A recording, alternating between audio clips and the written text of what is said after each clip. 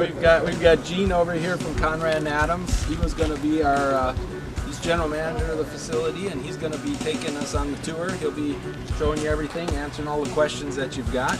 John Oxford happens to be here from Raleigh. He's our CEO of L&M.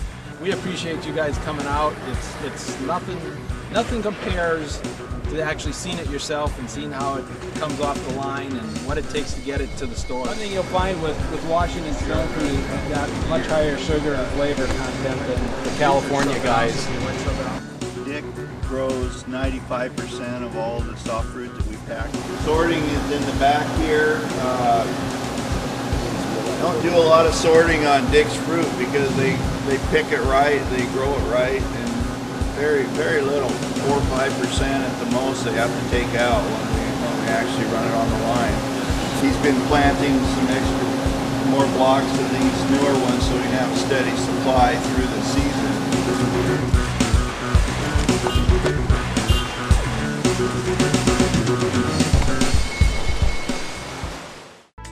A lot of the peaches and nectarines and plums and apricots and all kind concentrated along this valley, the Yakima Valley, in the Columbia Basin. And the reason for that, so ideal conditions for growing crops.